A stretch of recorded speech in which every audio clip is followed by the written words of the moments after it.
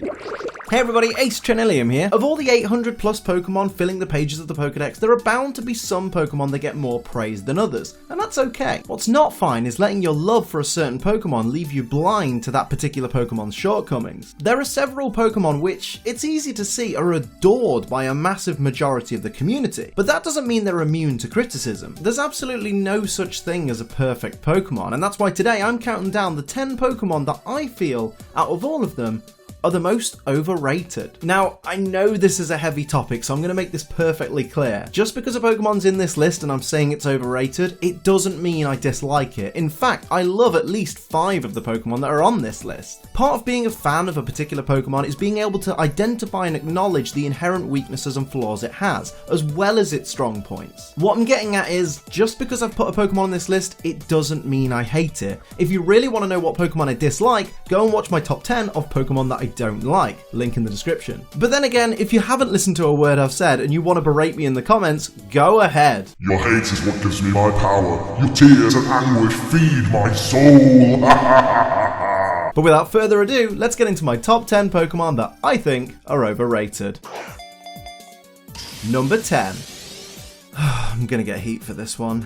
I know it. Eevee is an interesting Pokemon. It evolves into one of 8 different Pokemon, each with their own unique types and capabilities. But how many of them do you really see in championship level teams? When you look at it, every single one of Eevee's evolutions is statistically outclassed by another Pokemon of the same type. I'm not going to deny the fact that the evolutions are all, much like Eevee, absolutely adorable. But Eevee ultimately is just a gimmick Pokemon. It has this gimmick that it evolves into one of 8 different Pokemon, and without it, it would just be another normal type Pokemon like Skitty or Lillipup. Even with the addition of a signature Z move, Extreme Evo Boost, Eevee really can't stand up for itself in the world of Pokemon battling. It's a gimmick Pokemon, and as cute as it is, it's still just a gimmick Pokemon. Sorry. Number 9.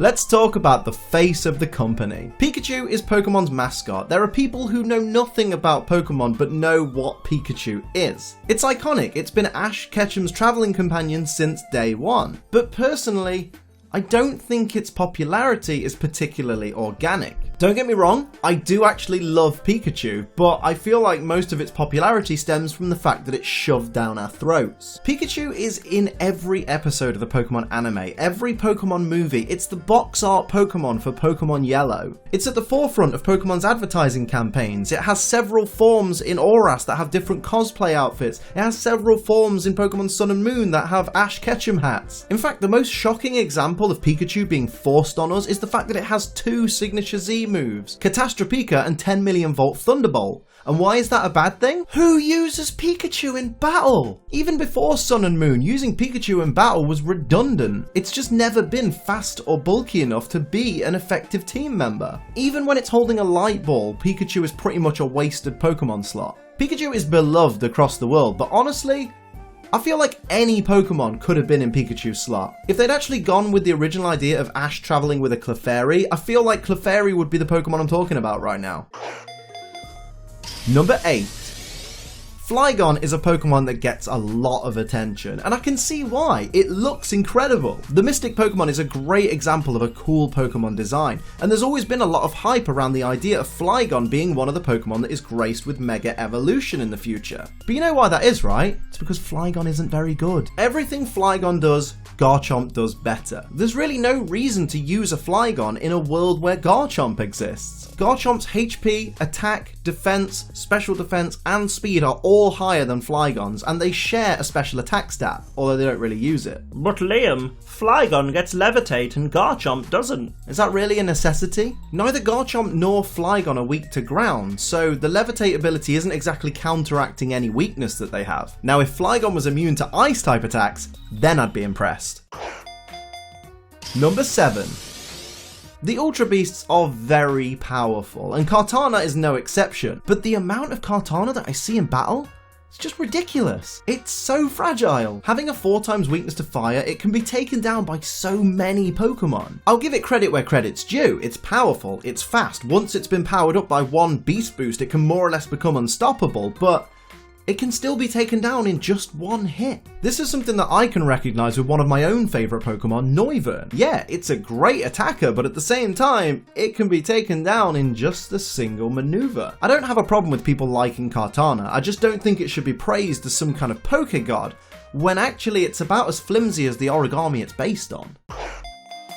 Number 6. Gardevoir is a great special attacker. I get it. Couple of calm minds and this thing can clean house, but it's not as invincible as people like to make out. And let's face it, why do you really love Gardevoir? You wanna f*** it, don't you? I get it, you're young, you're still finding yourself, and you see this Pokemon that looks like a green-haired anime lady, and you wanna f*** it, don't you? I dare say that most of Gardevoir's popularity comes from randy kids who have found the filth that comes with doing a quick Google image search of this Pokemon and they've decided they want to f*** it. It's true though, isn't it? Honestly, if kids would just discover the beauty of real living humans, Gardevoir would be an afterthought. Number 5. Here we have a starter Pokemon that gets a whole lot of love for pretty much nothing. This is a Pokemon that lacks the speed or defenses to really put up a decent fight, even with its hidden ability Speed Boost. There are plenty of times where I've faced a Blaziken who's protected on the first turn to give itself a free Speed Boost, and then on the next turn I've just outsped it and knocked it out in one hit anyway. In fact, this Pokemon's so lame they couldn't do what they did with all the other mega evolving starter Pokemon and give it a different ability. They had to keep it with Speed Boost because they knew without it, this Pokemon wouldn't achieve anything. It's also one of those Pokemon that annoyingly has excellent physical attack and excellent special attack, but crappy defenses and speed, which some would argue, well, it makes it more unpredictable because you don't know if you're going to be fighting a special Blaziken or a physical Blaziken. But realistically, because of its defenses, it's still really predictable. It's going to get knocked out in one hit. Ultimately, Blaziken's just a dude in a chicken suit.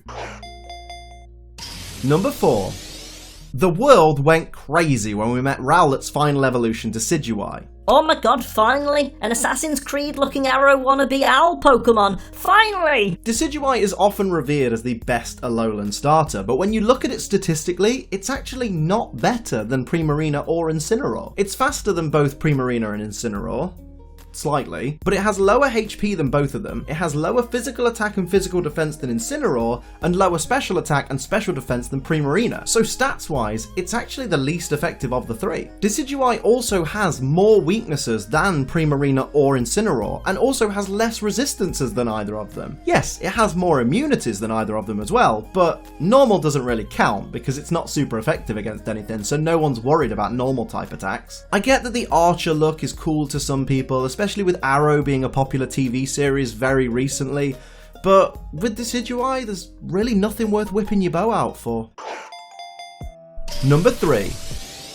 Lucario is one of those Pokemon whose popularity really just stems from it having its own movie. Another hype excuse I see thrown around for Lucario is that it was revealed before its generation came out, and that's just a really flimsy reason to like something. If we look at Lucario objectively, it's a fighting and steel type Pokemon that lacks the punching power of Machamp or Gallade, but it also lacks the defensive capabilities of its fellow steel types. It's a fine Pokemon, but there are so many better ones to use, it makes you wonder how it's even as popular as it is. I'm not even going to mention that this thing is like a god to furries, regardless of whether it's a good or bad Pokemon. But Liam, you just mentioned— Shut up!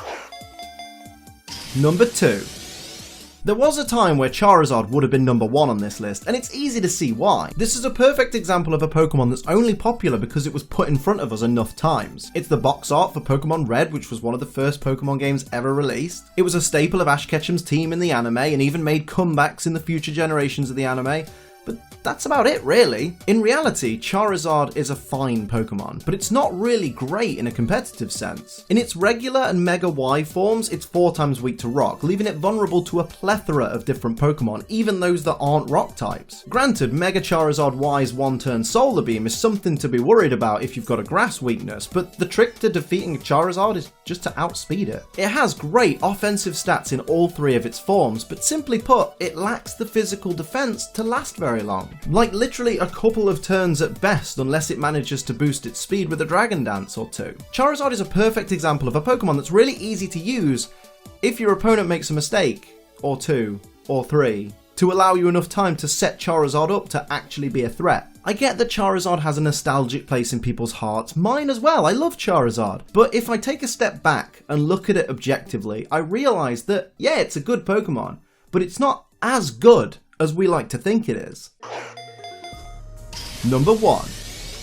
Oh, look who it is. Now, I'm not going to go too hard on Greninja. Like, I still dislike it as a Pokemon, but I'm not going to go as far as to say I hate it. I can see why people like it. People like ninjas, and Pokemon went, hey, here's a ninja, and people ate that up. But let's face it, the only real reason people love Greninja so much is because it was Ash's main focus in his Kalos journey in the anime, and because the other 2 Kalos starters, Delphox and Chesnaught, were disliked by most of the community. When there's only one good option, and that good option is advertised in the anime massively, people are always going to love that option by default. Sure, you might think Greninja looks cool, but you've got to realise how poor a performing Pokemon it really is. Greninja's HP, defense and special defense are just not high enough to even be considered for most master level teams. And even if you're using a Battle Bond Greninja and you manage to defeat another Pokemon with it to activate Battle Bond and increase its stats considerably, it still has the same HP, defense and special defense. So all you've then got to do is bring in another Pokemon that can quickly use U-turn and it's going to go down in one hit. Oh, and let's talk about Battle Bond real quick. Ash Greninja is a form that Ash Ketchum's Greninja takes based on the bond between Ash Ketchum and his Greninja.